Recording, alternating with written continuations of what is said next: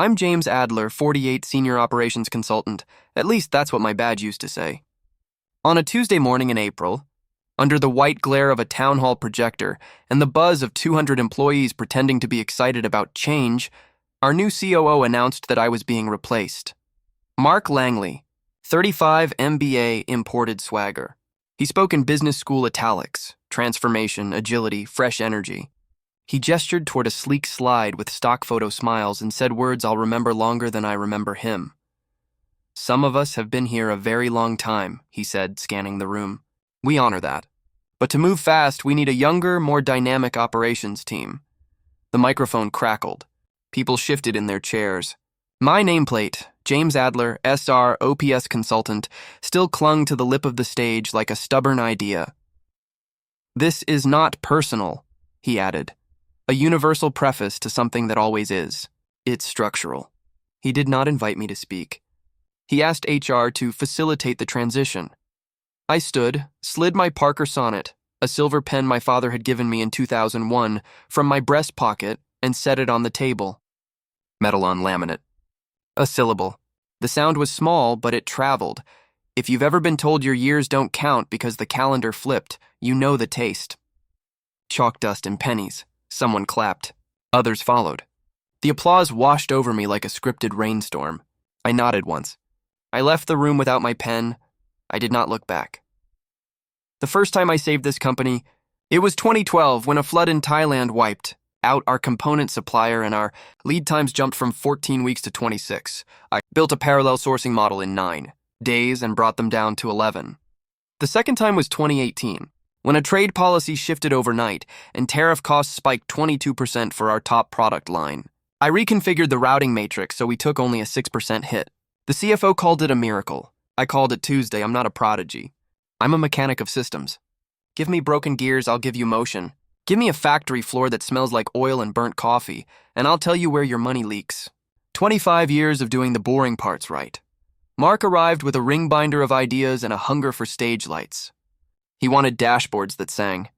He wanted narratives. He changed the language of the building. Problems weren't problems.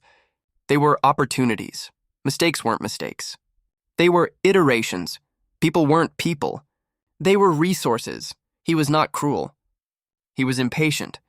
Impatience is cruelty with good posture. The month before I was replaced, he stopped by my cube. James, he said, leaning on the wall as though the building required him to. Your attention to detail is unparalleled, truly, but we need to move away from paperwork, documentation, I said. Paper doesn't do anything. Documentation preserves decisions. He smiled like a sympathetic dentist. Right, but we're too process-heavy. We're stuck in spreadsheets. Spreadsheets are where our money lives, I said. Disrespect them at your peril, he laughed. He meant it to be collegial. It wasn't. 2 days later, he presented a calibration overhaul to the board, a new planning rhythm, a revised delay ratio, a simplified exception handling tree. It looked beautiful in slides. It always does. I went home that night and watered the ivy on my kitchen window. The plant had survived 4 apartments and 12 winters.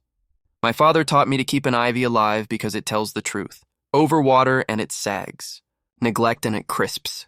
Get it right and it climbs. At 11:17 p.m., an email misrouted itself into my inbox, an internal forward I was no longer supposed to see. Micromessage number 1. Email, CC'd by mistake.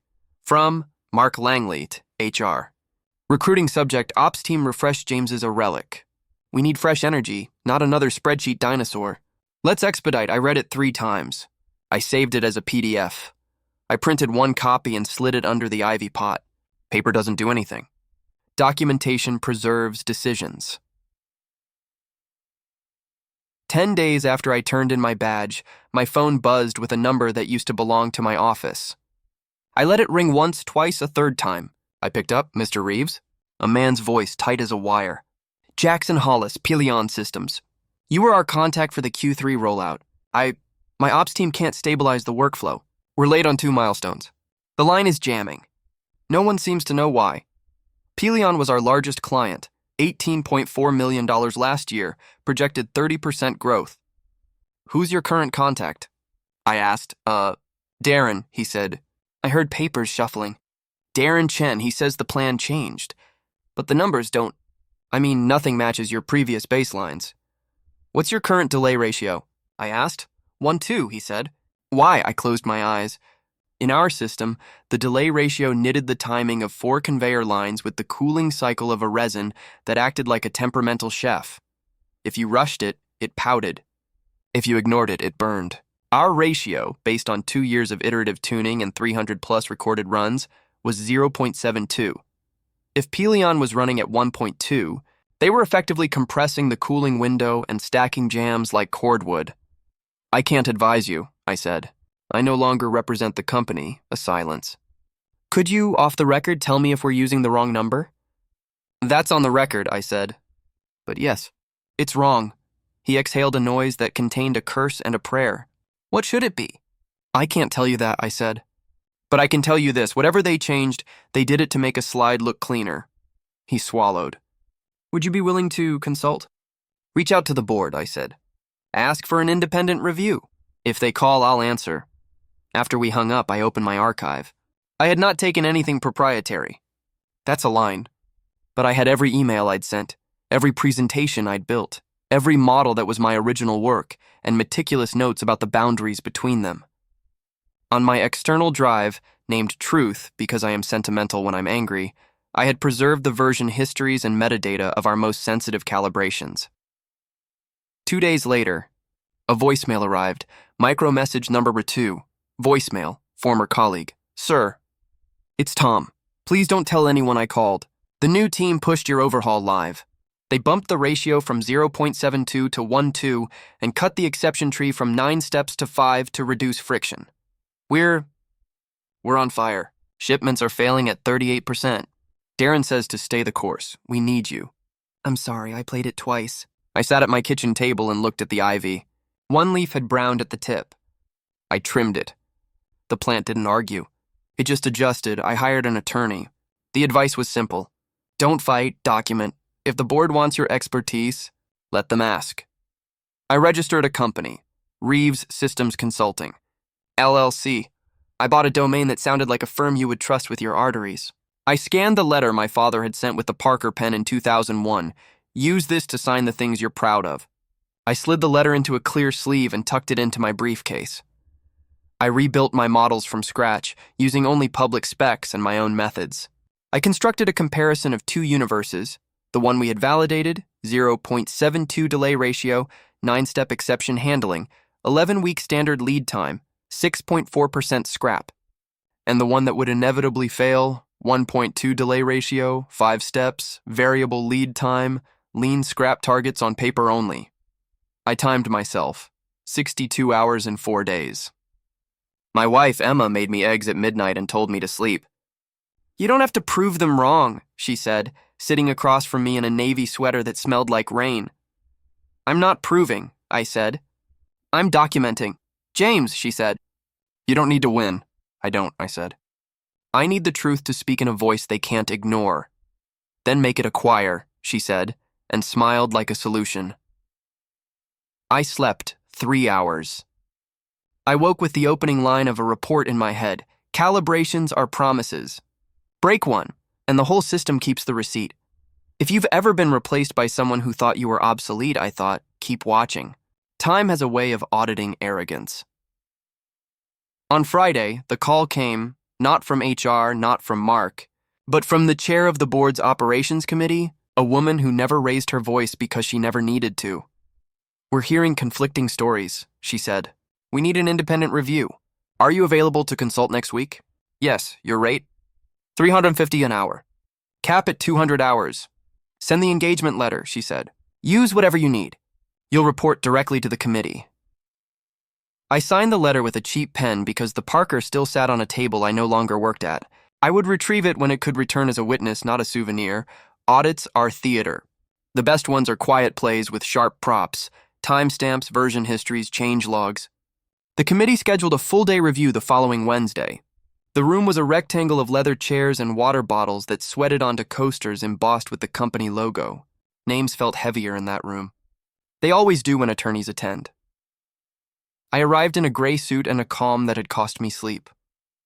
My temporary badge said independent consultant. Tom from Ops caught my eye and looked away quickly, relief and fear in the same glance. Mark walked in with a 4-person entourage and a copper-colored laptop. He did a quick double-take when he saw me, composed himself, and extended a practiced smile. "James," he said. "Didn't expect to see you." "I'm here for the audit," I said. "Of course," he said, as if he had invited me. The chair opened the meeting. "We have missed 3 Pelion milestones," she said. "We need to understand why and restore delivery. Mr. Langley, present your view." Mark's deck was a museum of modern consulting art. Minimalist fonts, soft gradients, a color palette that suggested expensive kitchens. The words streamline and agile appeared 9 times. He talked for 22 minutes. He blamed resistance to change. He blamed legacy bias. He blamed process silos. He did not blame numbers. "Thank you," the chair said. "Mr. Reeves?" I stood. "Our system had 3 critical calibrations," I said, placing a 1-page handout in front of each person. "Delay ratio, exception handling, and resin cooling." We altered one, flattened the second, and insulted the third. "Result? A jam cascade." Mark leaned back, eyebrows high. "With respect, that's not—" I raised a hand, a traffic cop to a storm. "This is not theoretical," I said, connecting my laptop to the screen. "This is the changelog. On the screen, a before and after table.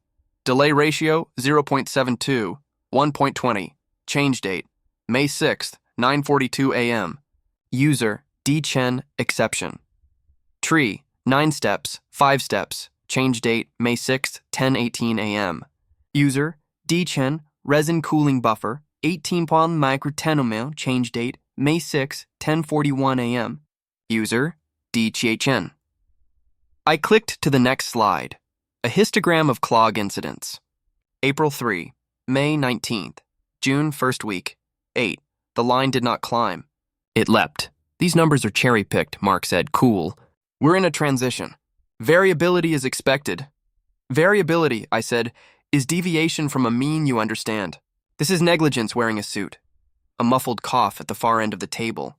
The general counsel shifted in her chair as though she'd heard a familiar word. I pulled up a simulation. A simple animation of 4 conveyors feeding a chamber, colored blocks queuing at different rates.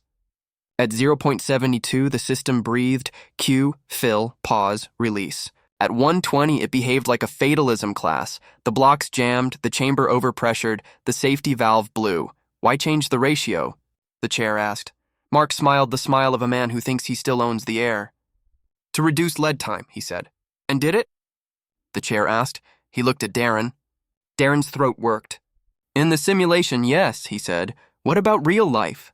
she asked. "In real life," I said gently, "resin has a personality." A few people laughed. Not because it was funny, but because it was undeniably true. Pelion's VP of Operations, connected by video, leaned toward his camera. "We asked about the changes," he said. "We were told this was a modernization. Our lines are down 6 hours every 3rd day. I don't care what you call that, but it's not modernization." Mark opened his hands. "There's organizational resistance," he said. "Old ways die hard. This is what change looks like." "This," I said, pointing to the screen jam, "is what physics looks like." The chair looked at me. "Recommendations?" "Restore the original calibrations," I said. "Reinstate the 9-step exception tree with 2 modifications to reduce human bottlenecks. Add an 8-minute cooling buffer for the Pelion formulation. Pelion's resin behaves differently. Train the line leads for 2 shifts. We'll see stabilization in 72 hours and clearance of backlog within 3 weeks." "Why 3?" she asked. "Because you can only run the cure ovens at 92% for so long before you start burning money instead of resin," I said. "And because your people are tired." Silence. Then the chair nodded once. "Do it," Mark half stood. "We can handle this internally," he said. "No," the chair said, not unkindly. "Mr. Reeves will lead the remediation." It was not a rebuke. It was a reallocation of gravity. For the next 10 days, I lived at the plant. I wore safety glasses and a pocket notebook. I drank coffee that tasted like apologies.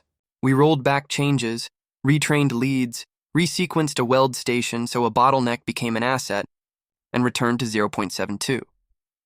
Pelion's lines calmed like a child after fever. At 3:17 a.m. on the 4th night, I found Tom sleeping on a spool of cable, his arms folded like a barricade. I put a blanket over him.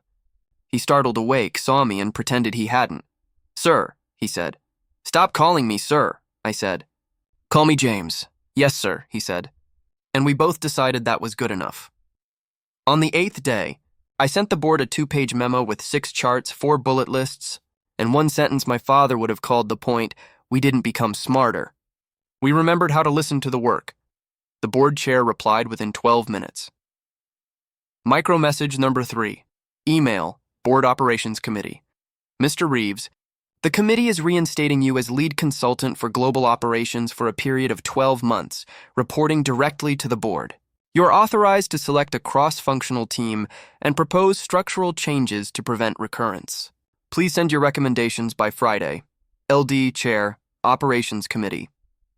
I read the email 3 times, not because I doubted it, but because I enjoyed each pass. I forwarded a copy to Emma. She sent back a heart and a coffee cup emoji, which is marital shorthand for bring this home, but don't bring it home. When I walked into Mark's office to gather process documents, he was rearranging his desk with the anxious precision of someone who has just realized chairs can be pulled from under you in rooms without tables. He looked up, saw my badge, and then saw what it said. "You report to the board?" he said. "Yes," I said.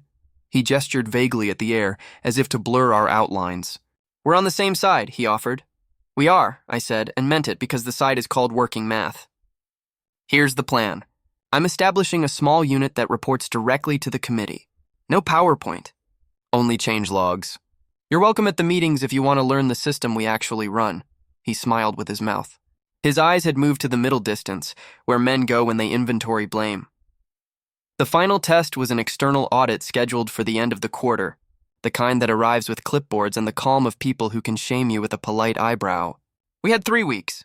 Pelion's backlog descended from 427 units to 198, then 102, then 26.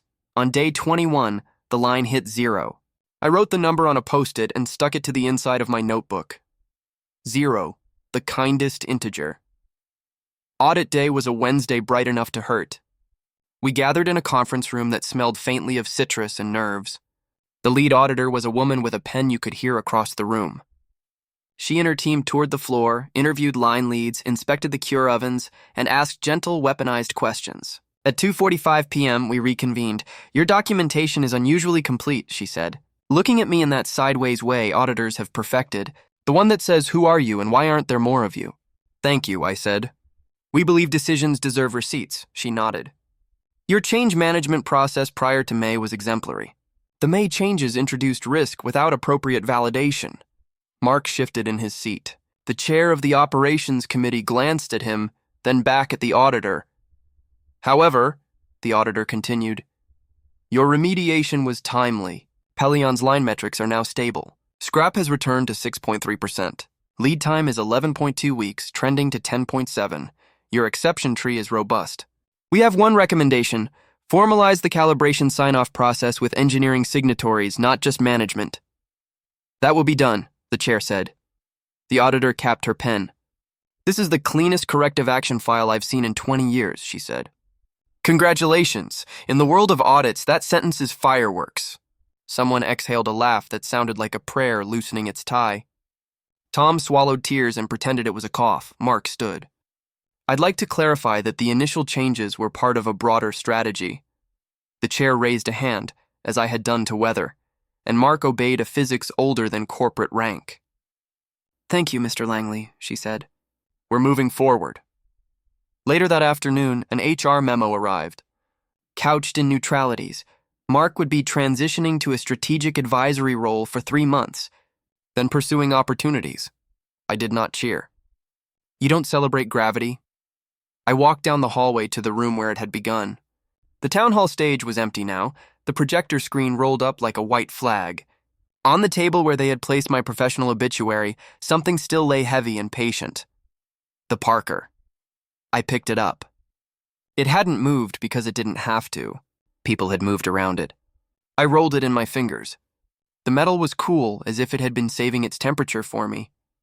That night, I sat at my kitchen table with a glass of water and the plant my father had taught me to keep alive. The ivy had thrown a new shoot toward the window. I rotated the pot 2 inches. Balance is sometimes a matter of minor pivots. I wrote my report by hand first. The Parker hummed like a tuned engine. I wrote sentences that had earned their verbs. I wrote names of people who had done quiet, correct things when loud, wrong things told them not to. I wrote a new policy. Any calibration change would require a dual sign-off, engineering and operations, and a 30-run validation before full deployment. I wrote a small truth. Experience doesn't age. It matures. I signed the report the way my father taught me to. First name as a promise, last name as a warranty. When I finished, I walked outside. The street was the color of evening. A boy on a bicycle in a blue helmet wobbled and corrected and wobbled again, learning the art of motion without walking. His father jogged behind him with a hand open but not touching the seat. Not a rescue. A presence. The next morning, I brought Emma a coffee before she asked. "You don't have to keep doing this," she said, meaning the hours, the wait. "I know," I said. "I get to." In the weeks that followed, I built a team. Not large. 5 people chosen for an appetite for detail and a preference for real life over slides. Tom came backing into the offer with the shyness of a man not used to being chosen. I paid him 20% more than he asked because the company had underpriced him for years. We printed a sign for our little room, nothing fancy. Calibration is a promise. We didn't hold town halls. We didn't rebrand. We did the boring work, right? Palion expanded orders by 28% over 2 quarters. 2 smaller clients followed. The board asked me to present a brief overview at the annual meeting. I stood at a podium and used 4 slides, each with a sentence and a chart you could read from a car. I ended with a photo of the line, running, the resin cooling like patience. After the meeting, as people drifted toward trays of cheese that tasted like committee minutes, the board chair shook my hand. "Sometimes the best revenge," she said, "is institutional memory." I smiled. "Sometimes the best revenge," I said, "is thriving." I went back to my office, temporary, small, with a real window, and placed the Parker on the desk next to the ivy. The plant had begun to curl around the plastic stake I'd given it, a quiet choreography of attachment. I sent 1 email before shutting my laptop. Subject: thank you to the team who stayed late and came early. To Maria, who caught the mistimed feed at 2 a.m. To Tom, who asked the right dumb questions. To Darren, who admitted the wrong number out loud. And to every lead who ran the line with dignity. We got here because you chose the work over the theater. We'll keep choosing it. James. I did not send the email in the town hall room where they had clapped while I left. I sent it where the work happens, at a desk that will never be photographed, in a building that smells like effort, with a pen that writes only what you ask of it. The next day, I visited my father's grave. The grass was a barber's close cut. I cleaned the stone the way he used to wipe down his workbench. Small circles, a tension in the wrist. "I used it, Dad," I said. "I used the pen for something I'm proud of." The wind lifted and set, a conveyor of air doing its job. I put the Parker back in my pocket, where it belongs. If you've ever been replaced by someone who thought your years made you obsolete, remember this. Calendars don't measure wisdom. They measure weather. You are not your Februaries. You are the way you walk back into a room where you were erased and write your name on the work so cleanly no one wants to smudge it. Sometimes revenge isn't loud. It's precise. Subscribe to Revenge at the Office for more stories like this one, where experience fights back and justice wears a suit. Because sometimes the best revenge is thriving.